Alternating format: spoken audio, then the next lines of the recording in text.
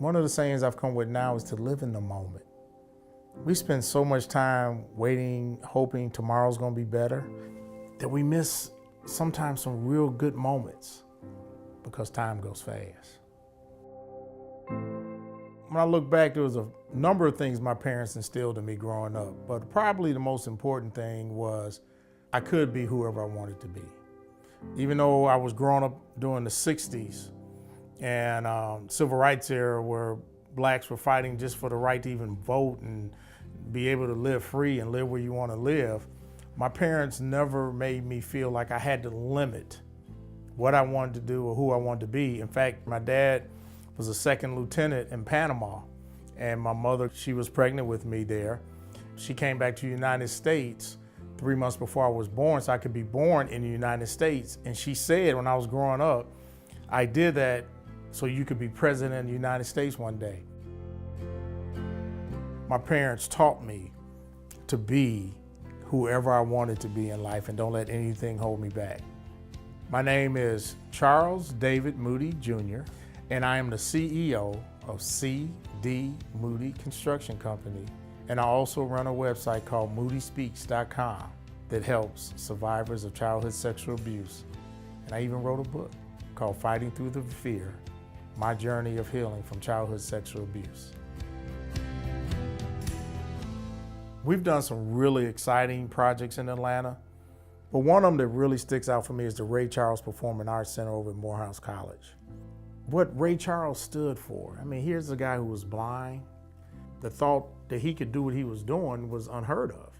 That's probably one of those buildings when I go inside, I just stare because I'm like, man, we built this. Now the Cyclorama at the History Center means a lot to me because the Cyclorama is a huge circular painting that's over 100 years old of the Battle of Atlanta during the Civil War. We had to help figure out how we're gonna relocate it and then drop it down through the roof of the new building. And then after we got it in, we had to unwind it and get it hung up so now they can repair it and get it ready in 2018 for the public to see. The dream is different as you age. Because when I was growing up, I never saw anybody who looked like me who was a contractor. I didn't meet my first African-American architect until I was about 17 years old. My dream was just have a good job, take care of my family, but to own my own business at this size, I never dreamed that. I have a saying I've come up with now that says, nobody promised me that life would be easy, but it sure is fun if you don't give up. So we're gonna have bumps, we're gonna have challenges, we're gonna have some bad things. I'm a sexual abuse survivor that didn't speak up about it till I was 55 years old publicly. And I went through the panic attacks and I had PTSD, had a complete nervous breakdown, and my business was only 4 years old.